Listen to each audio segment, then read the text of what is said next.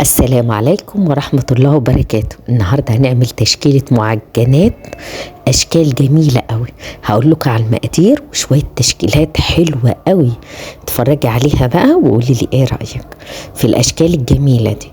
عاملة شوية أشكال كده معجنات، عجينة كده قطنية، منها الباتيه ومنها شوية حاجات كده أشكال جميلة قوي.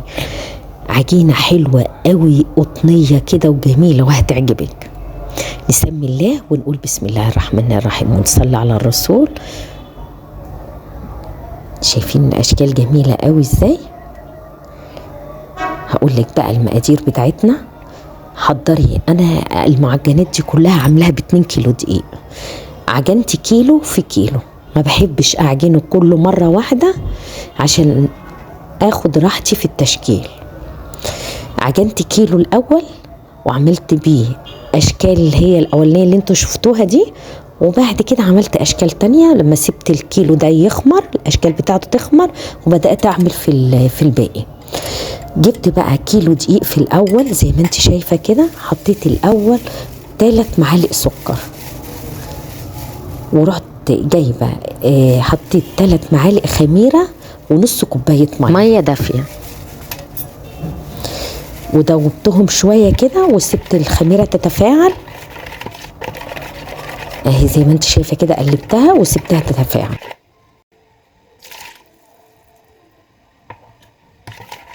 حتى كوبايتين لبن زي ما انت اهو. حطيت الاول كوبايه وادي الكوبايه التانيه، وبعد كده حطيت رشه ملح، وحطيت كيلو دقيق، وحطيت معلقه بيكنج باودر.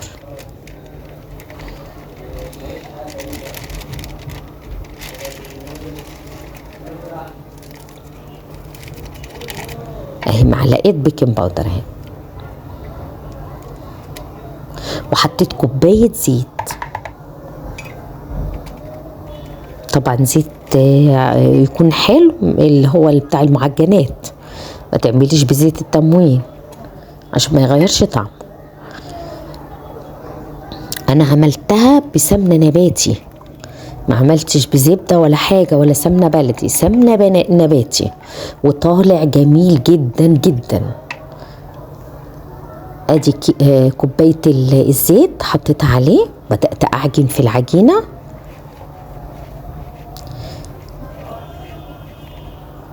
انا عايزه العجينه طريه بس ما تلزقش في ايديكي.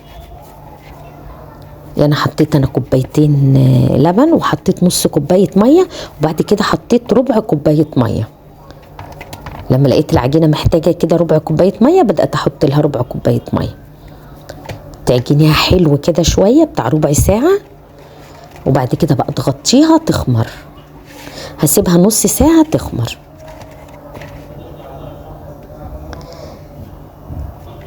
اهي كده هي خلاص خمرت بعد نص ساعه. شايفين العجينه حلوه ازاي بس ما بتلزقش في الايد. انا فردتها من غير دقيق ولا حاجه، ما شاء الله ما بتلزقش في الرخامه، طالعه جميله وممتازه حقيقي، حلوه قوي.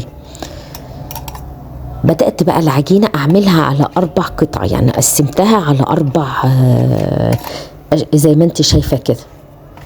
يعني عملتها على نصين الاول، وبعد كده عملت كل جزء 2، طلعت 4 قطع زي ما انت شايفه كده. ابدا بقى اخد كل قطعه اشكلها بقى الاشكال اللي انا عايزاها. عملت انا شويه تشكيلات معجنات حلوه قوي هتعجبك. دي اول قطعه بقى خدتها. طبعا انت بتغطي العجينه الباقيه على اساس ما تنشفش، وتبداي بقى تفردي في دي. اتفردت في منتهى السهوله، عامله زي الملبن ما شاء الله، وما بتلزقش في الرخام. لو لاحظت مش حاطه اي دقيق في ارضيه على الرخامه يعني. بدات افرد بيها بالطريقه دي زي ما انت شايفه كده. وبعد كده جبت السمنه. حابه تعملي بالزبده اعملي، بس انا حبيت اوريكم انه باقل التكاليف تقدري تعملي شويه معجنات وتملي البيت بقى. ما تقوليش إيه لا سمنه الغاليه البلدي، لا الزبده لا غاليه عليا، لا بالسمنه العاديه النباتي واشتغلي وجميله قوي. جبت بقى جبنه بيضه، ورحت جايبه عارفه الجبنه القديمه، حطيت بقى قطعة معلقتين جبنة قديمة كده على الجبنة البيضة، ياه ما اقولكيش بقى على طعمها. شايفة اهي زي ما انت شايفة كده. الاول بدأت حطيت قطع كده وبعد كده قلت لا، رحت مقلباها بقى بيها بعضها. دي اول واحدة حطيت كده لقيتها ايه هتبقى حته فيها جبنه قديمه وحته لا، بعد كده رحت مقلباها ببعضها، قلت على بعضها كده احسن، وبعد كده ابدا احط بقى في العجينه. وبعد كده بقى بدات ابرم زي ما انت شايفاه كده. طبعا الجبنه القديمه بتدي المعجنات طعم حلو قوي، مع طبعا جبنه بيضه وتحطيها معاها. عندك جبنه قريش ممكن تحطي جبنه قريش مع الجبنه القديمه هتديها طعم حلو قوي. الجبنه القديمه اللي هي بتاعت المش، عارفه بتاعت المش دي بتبقى طعمها حلو قوي. خلاص قفلتها بربطها زي ما انت شايفه كده اهي، بتقفليها حلو عشان ما تتفتحش.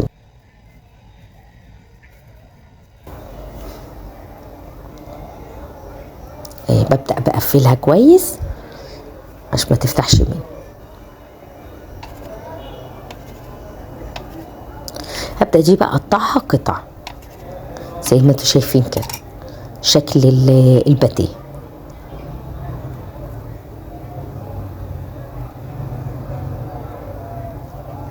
اهي شايفه اهي، حبيتي تصغري حبيتي تكبري براحتك. ابدا بقى احطها في الصينيه واغطيها. انت بقى بتحضري بيضه مع شويه لبن صغيرين كده بس بعد ما تخمر، وتروحي ضربها كويس كده بالشوكه، وبعد كده دهن الوش بس، وتحطي عليها شويه خل على البيض واللبن، بضايه وشويه لبن، معلقتين لبن كده، وتروح حاطه عليهم شويه خل صغيرين كده بس بعد ما تخمر مش دلوقتي. نبدأ بقى ناخد الجزء التاني بتاعت العجينة. احنا عملناها الكيلو عملناه على 4 قطع، دي القطعة التانية. دي هعملها الكرواسون.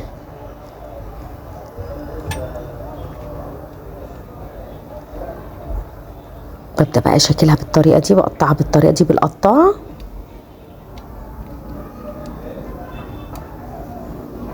برضه هعمله بالجبنة، حبيتي انت تعملي بالشوكولاتة، حبيتي تعملي بالعجوة براحتك. انا عملته بالجبنة، وفي جزء كمان عملته في العجينة التانية عملته بجوزة الهند.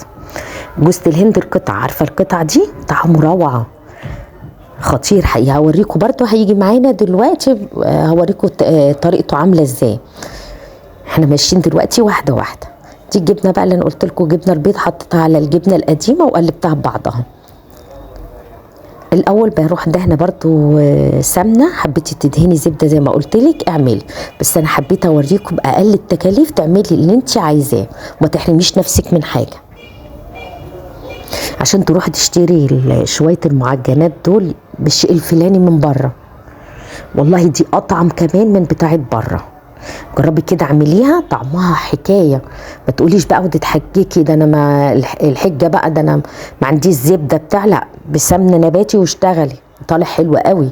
شايفه اللفه اهي، تبداي بتدوسي بقى على الحرف عشان ما يفكش منك الاخير ده. دايما لما تيجي تحطي في الصينيه، عارفه الحرف اللي بيبقى يعني وانت بتلفي كده، الحرف اللي من تحت كده تحاولي تخليه في الصينيه من تحت، اللي انت لزقتيه كده في الاخر ده بايديكي تحاولي تخليه في الصينيه من تحت. طبعا بتدهني الصينيه سمنه.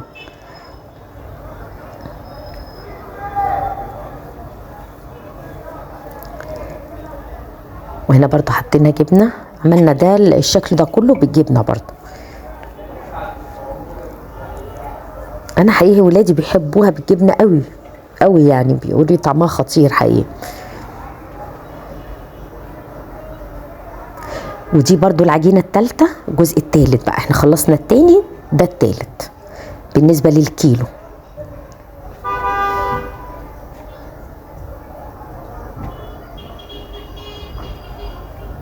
هعمله برضو شكل جديد. حطيت الجبنة برضو على الحرف كده، بتحطيها على الحرف وتبدأي تقفلي كده، بس ما تضغطيش جامد بايديكي، بالراحة كده ولفي العجينة.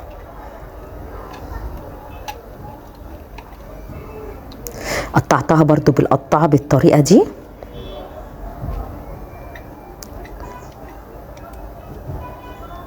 انا قلت هوريكي دلوقتي شويه اشكال جميله قوي للمعجنات، واللي يعجبك اعملي بيها. حبيتي تعملي طريقه الاشكال دي كلها ولادك يفرحوا بيها بقى، شكل الاشكال مجدده وكتيره، اعملي.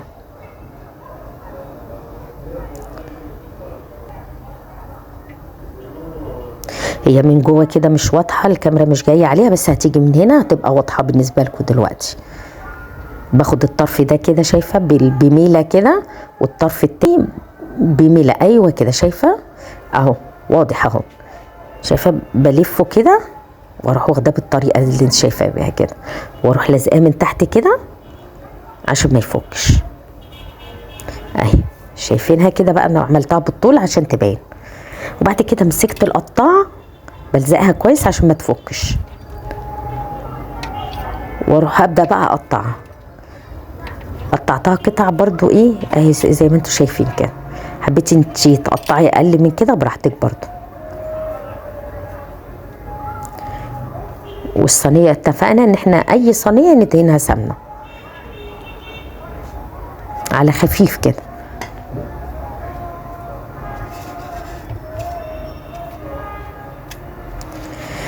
هي بقى عشان تحطيها بقى في الصواني بالطريقه دي بتاخد ساعه تخمير، تغطيها وتسيبيها ساعه.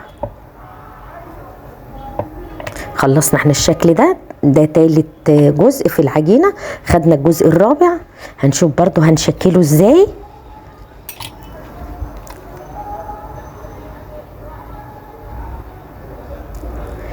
انا قسمته نصين بالطريقه دي، دهنته سمنه الاول وبعد كده قسمته نصين. ده انا عملته من غير جبنه خالص، ساده، عشان اللي حابب ياكل ساده ياكل ساده. وخدت الجزء التاني برضو برمته بالطريقه دي. هوريكي بقى هنعمله بطريقه شكل جميل برضو، طريقه حلوه وجديده.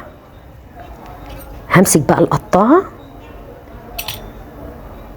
بقفله بس كويس اهو الحرف عشان ما يفكش من اللي هو الحرف التحتاني ده. ابدا بقى بالقطاعه اروح ماسكاه كده، شايفه فاتحه من النص بالطريقه دي اهي. بفصله من بعض اهو. هنعمله برضو شكل جديد دلوقتي، هتشوفي دلوقتي هنعمله ايه.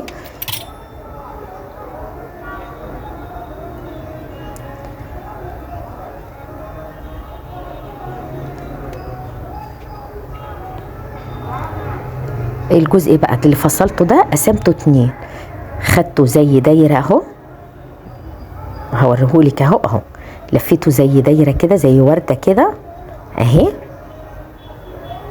هبدا دي بقى اعملها شكل تاني برضو نفس الطريقه بس بطريقه مختلفه. بصي لفيت الطرف ده كده والطرف التاني كده، شايفه الشكل بقى ده طالع جميل جدا، شكله حلو قوي برضو في السوا. هتتفرجي عليه بعد ما يستوي روعه، شكله جميل قوي. برضو افتح دي برضو بنفس الطريقه، هاخد جزء برضو اعمله زي انا عملت بقى الشكل الاخير اللي انتوا شايفينه ده، لقيته شكله حلو قوي عملته. انا شايفاه اهو. بلف بقى العكس، انا جيت المره دي نسيت وما لفيتوش العكس. هتلاقيني هفكها، بصي بفكها واروح راجعه بقى ايه لفها بالطريقه دي اهي. ايوه شفتي بقى بالعكس كده. التانيه بقى ما غلطناش فيها، التالته خلاص بقى اتعلمت. بس كده شايفه جميله قوي ازاي. دي العجينه التانيه، الكيلو التاني اللي انا عجنته، دي اول قطعه في العجينه التانيه، قسمتها لاربعه برضو. ببدا اعملها دي بقى زي ما انتوا شايفين كده بقطعها بالطريقه دي بالقطاعه، بس هعمله بجوزة الهند. شايفين دي علبه جوزة الهند اهي، جوزة الهند اللي هو قطع، عارفينه مش المبشور، لا القطع. ببدأ بقى ألفها بالطريقة دي، هعملها شايفة كده، هقفلها بالطريقة دي، هلفها زي الكرواسون كده، بس ايه هروح قافلاها بقى قافلة الدايرة بتاعتها، لفاها كده ايوه بالطريقة دي. هعمله بقى كله بجوزة الهند طعمه حلو قوي بجوز الهند، طعمه خطير برضه، خفيف كده وطعمه حلو قوي. دي زبيبايه كانت معاها. عارفين اللي جوز الهند اللي كان متبقي من حلاوه المولد، اللي بيجي في علب حلاوه المولد ده، اللي هو القطع ده، اشتغلي بيه لو موجود عندك. فين اهي، يعني كانت موجودة حقيقي عندي من مولد النبي، وحطيتها في الفريزر واستخدمتها بقى مع الباتيه. دي بقى هعملها بالجبنة. ده خلاص احنا خلصنا اول قطعة في الكيلو التاني، ودي تاني قطعة فيها. هنعملها برضو، هعملها شكل برضو حلو قوي هيعجبك. وانا قلت لكم انا عامله في الفيديو دي شويه افكار في التشكيله حلوه قوي. شفتي بقى انا بمسكها وابرمها كده واروح عاملاها خلف خلاف برضو كده، بصي بس مبرومه، تبرميها وتحطيها كده هتبقى بارزه، هيبقى شكلها حلو قوي. مش هقطعها بقى القطع دي، هوريكم بقى انا هعملها ازاي. شايفاها بلفها كده اهي، اهي بالطريقه دي، بالطريقه دي عامله زي الهلال شويه كده اهي، شايفين اهي، بتبقى شكلها حلو قوي في التسويه وشكلها جميل قوي. جبت بقى القطعه الثالثه في الكيلو برضو التاني، القطعه الثالثه بتاعتها عملتها برضو بالطريقه دي، حطيت جبنه ولفيت بقى، عملتها كرواسون. بس هعملها بقى كرواسون ايه، مش كل قطعه بقطعتها كده زي الصينيه اللي فاتت. هوريكي بقى هنرصها ازاي. رصتها تطلع جميله قوي ومشبكه ببعضها وشكلها حلو قوي. شايفين المنظر ده؟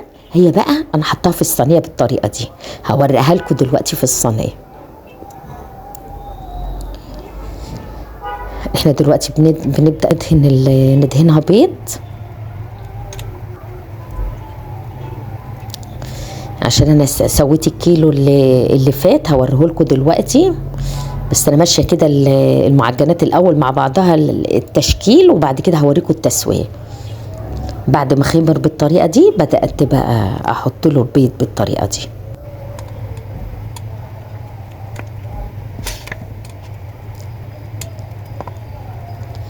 روح دهن الوش كده بيض وحتى شويه سمسم. عندك حبه البركه حبه تحطي حطي.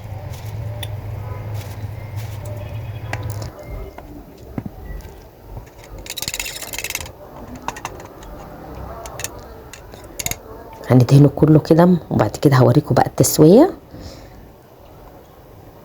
كل اللي انت بتدهنيه تدخليه في الفرن على طول، بس انا جبته مره واحده على الكاميرا وانا بدهنه، بس كل اللي بدهنه كنت بحطه في الفرن على طول. واروح رش عليه كده شويه سمسم او حبه البركه اللي متاح عندك.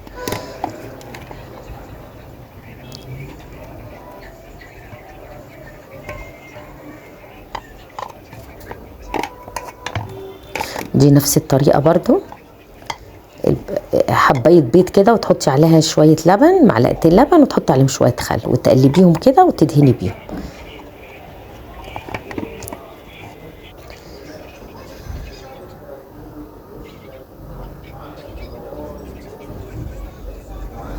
تكوني مولعه الفرن على 200 يسخن حلو قوي، وبعد كده توطيه على 180 وتبداي تسوي. ما احمرش منك من فوق، ابداي ولعي الشوايه من فوق. انا كنت بولع الشوايه برضو من فوق. كنت خلاص احنا بدأنا بقى سوينا وطلعنا، شايفين اهو التسويه ما شاء الله حلوه اهي جميله. انا ولعت الشوايه من فوق، شايفين بقى الاشكال جميله قوي ازاي.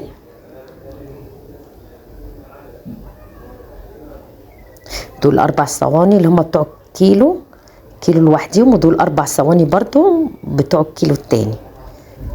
معرفتش احطهم على الرخامه بقى كله مع بعضه، صورت جزء والجزء التاني وراه. شايفين دي بقى اللي انا وريتها لكم، اللي هي قلت لكم شكلها جميل قوي برضو في التسويه. ودي جميله اللي عامله زي الهلال الكبيره دي. وده شايفه الكرواسون لما لزقته ببعضه بقى عامل زي خلية النحل ازاي، شكله جميل ازاي على بعضها كده، شكلها حلو قوي. وفي اللي هو التاني كرواسون حطيته لوحده اللي وريتهولكوا برضو قبليها، ده الكرواسون اللي تحتيها كان عامل زي خلية النحل. وبالهنا والشفا.